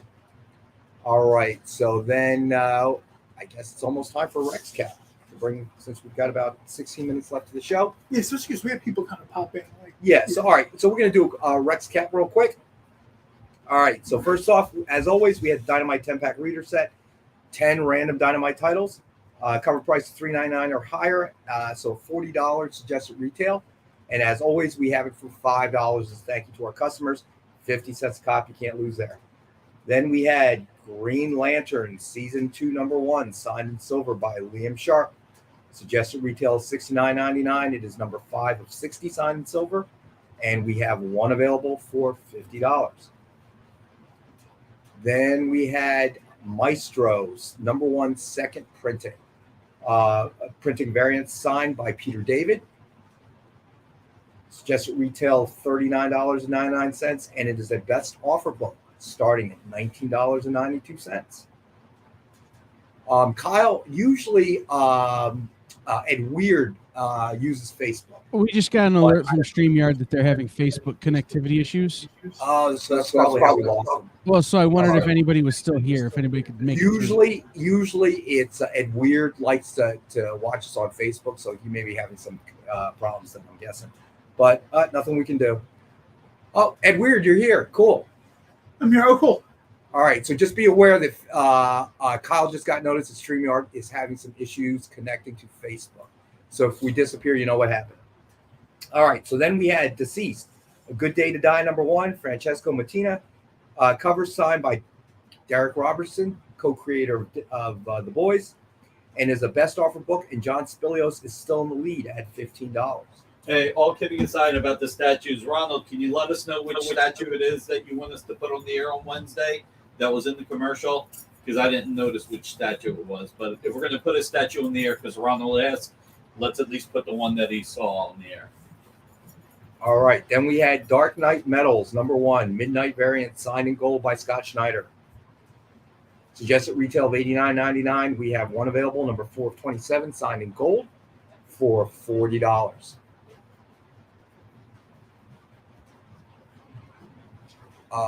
Then we had Thanos #18 variant, signed in silver by Donnie Cates.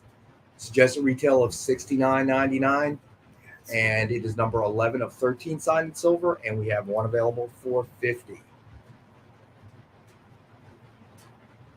Then we had Deadpool's Secret Wars #1, signed with Deadpool cover sketch by Ken Hazer. Suggested retail of $89.99. We have the one available for $50. So then we did Stray Dogs #1, signed with Halloween movie poster homage cover sketch by Ken Hazer. Suggested retail of $89.99, and we have the one available for $50. And then we had King in Black #1, signed with Null cover sketch by Ken Hazer. Suggested retail of $89.99. It is bronze paint pen. We have one available for $50.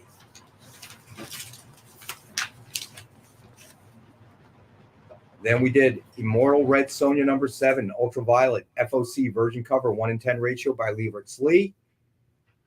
Suggested retail of $50. We have one available for $19.73. Then we had Mad Balls versus Garbage Pail Kids #4, Virgin Incentive Cover 1:15 ratio by Jason Crosby. Suggested retail of $50. We have the one available for $29.99. Then we did Vampirella Strikes #6, Incentive Virgin Cover 1:25 ratio by Ben Caldwell. Suggested retail of $50, and we have the one available for $40. And then Mariano is finishing this one up. Captain America #1, blank variant, signed with Spidey sketch by Joe Del Beato and Mariano Nicieza. Suggested retail of $149.99, and we have the one available for $75. Can you hold it up, man? He's creating art. Almost there. People want to see the art. Almost there. All right. So this is a suggested retail of $149.99. We have the one available for $75. Then we did Superman Rebirth #1, CGC graded 9.8. Suggested retail of $89.99, and we have the one available for $50. And we had Detective Comics #1027, CGC graded, guaranteed 9.8. Suggested retail of $89.99. We have the one available for $69.99. I'm curious, is Ed Weird the only one hearing an echo, or is everyone hearing an echo? So Ed Weird, yes, we'll take the $29,999.99. Yeah, I know. I'm going to guess. We've had some echoes in the past, but I'm going to guess that this is a StreamYard problem. I haven't seen this before. This is why it's still. All right, in last book, Ronald, you've got a Silk Spectre, according to John. I didn't even have to ask him. As soon as I walked in, he said this one. All right, so last book of the night, Vampirella #9, CGC graded 9.8, Lucio Perillo cover. Suggested retail of $89.99, and we have the one available for $69.19. Yeah, we're Rupenstein. We've had an echo problem all night. We're guessing because we've had it before, but not this bad. And then Kyle was informed that StreamYard is doing some sort of upgrade, so that might be why you're hearing an echo. Because at least it has been really bad. Out. Kyle hears us, we hear him. I mean, we're seeing what people are saying. Yeah, I mean, so Kyle says that may be the Facebook problem they're experiencing right now with connectivity to StreamYard, or StreamYard has the problem. Sure, Leverts Lee we've been doing this show for a while now, and essentially every cover she's had has been, just way off the charts. Vampirella, between metal covers, ultraviolet covers, and some of the newer artists, Peach Momoko, Leverts Lee, some of the people doing Rose Besh, they've kind of taken Vampirella to places she hasn't gone before. Right. So just to remind everybody, so we'll be back on Wednesday with Alec from AR Comics. Yeah, I know, Edward. Sorry about that, buddy. Max Headroom. There's a throwback. John may or may not be here on Wednesday. What are you thinking, buddy? It's about 50-50 right now. We're kind of heading into like vacation season for me. Every month is vacation season for you, dude. Stop. You can't call it a season when it's 12 months out of the year, my friend. Okay. Ron, I don't know if I agree with you. When I saw the Submariner statue, I thought it was great. I don't know how serious Nick is about selling a Submariner statue. We got enough stuff here. Well, no, I thought this was neat because I hadn't seen these before. I'd seen Watchmen statues before, but these are like before Watchmen. These are really neat. They did Rorschach, they did the Comedian, and they did my favorite, Dr. Manhattan. So Sinner 24, unfortunately, Mariano will not be joining us on Wednesday. He's got stuff he's got to take care of. And weird, yes, John's life does equal extended holiday or permanent holiday, however you want to call that. Also want to remind everybody that Robbie and I do on PCP every Friday at noon. We do Robbie's topic of choice. So last Friday we did your favorite vampire movies. We did your favorite werewolf movies the week before, only because Werewolf by Night was coming out. Yeah. So I said I watch a lot more vampire movies than I do werewolf movies. So we did, I think, our top 5, top 10, whatever. So that was always a great show. Always have a lot of fun. And then, of course, Nick with his original art show on Friday nights, 7 p.m. Eastern time. So all my times that I tell you are Eastern because that's the time zone I live in. Yeah, see, Nick just said it. I wouldn't be back if I put up this Submariner statue. That just means you'd be banging on the windows incessantly, and I have to let you in. My boss, don't make me go to the greatest directly and have them tell me the story. Lord have Was mercy. I personalizing the Doctor Strange? What was it? Yes, About you are personalizing it to John. To John. All right. Correct. It'd be like to Pete, but I just want the book, so he puts to John. All right. Oh, and weird. Yeah, it's noontime Eastern, buddy. Join us, please. We have a great time. Robbie always picks great topics that we can discuss. Robbie's show is just flat out fun. Yeah, well, we have a lot of. That show is just I've been there before in the chat or whatever. His feed, there's always like really cool topics on Facebook or whatever. If maybe YouTube isn't your thing. Yeah. Next week, can you do Wednesday instead of Monday? I don't know. Okay, because Ken may be on the air on Monday, but having 2 artists is better than 1. So. Dueling artists instead of dueling dealers. Dueling artists. Dueling artists. I've got an idea. This is why people sit don't at like. opposite ends of the This table. is why people don't like you, John. With me? Yeah. People being Rex. People being Rex. Fair enough. But be sure to tune in tonight at 9 p.m. Eastern for Robbie's Horror Fest. And tell us the movie again. The Serpent and the Rainbow. But between now and then, at 8 o'clock, Miss Jen. I was going to say, we have someone at 8, right? That's Miss Jen. Ed Weird, dueling artist. You need to get a banjo. Oh, yeah, right. that would be and fun. Preston, you're right. The lyrics leave Vampirella Valentine's cover. Yeah, like I said, these newer artists are taking Vampirella to places where, she hasn't been before. And I just think for a character that's 50 years old, that's neat. Right.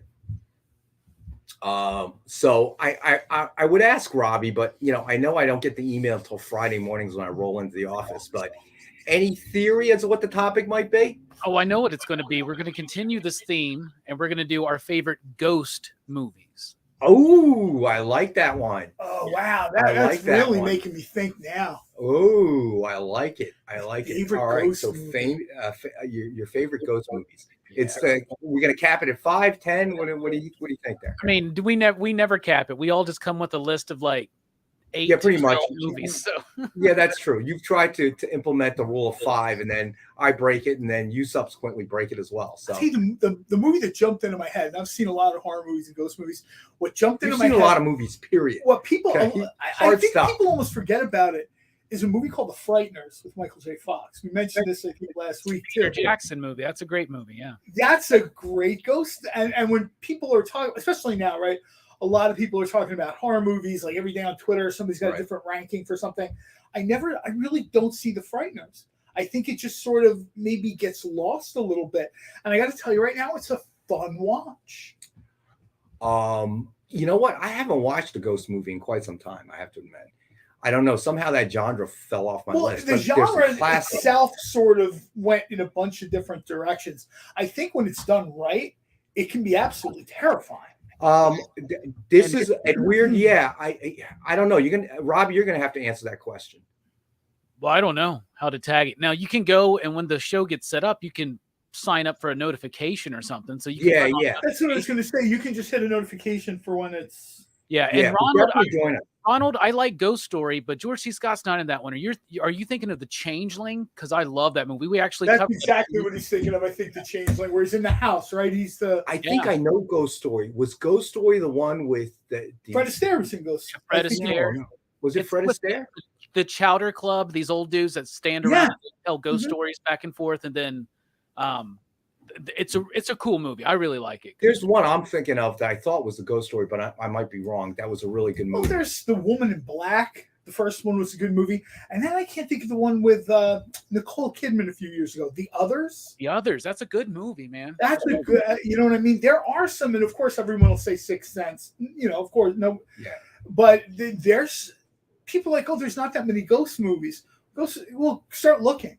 You know what I mean? Because all you have to do is put like ghost stories into Google or whatever, and you get a ton of things. You're like, oh, I almost forgot about that. Oh, I almost forgot about that. All right, Ed Weird, I don't know how to answer that question. This is not the Bill Gates show. We are not tech savvy. I know, right? This is not. I would have no. Kyle is tech savvy. He might be able to look at that and figure out a way. But I got nothing. I got nothing. You see how Robbie's kind of like the horror guy. Robbie, let me ask you this. The Shining a ghost story? Oh, yes. Ghost story and a story about psychic abilities. I was having a discussion a little while about this. We put The Shining on a couple of weeks ago. And I said, this is a great ghost story. And nobody in the room agreed with me that it was a ghost story. I said, what's the movie? Yeah. 2 hours later, movie's done. We're making reservations for dinner. People still are, that's not a ghost movie. That's a haunted house movie. First of all, what do you think is haunted house? Yeah, what's the difference? And second of all, Field of Dreams, good one, Sheldon. Oh, that is a really good one. Yeah.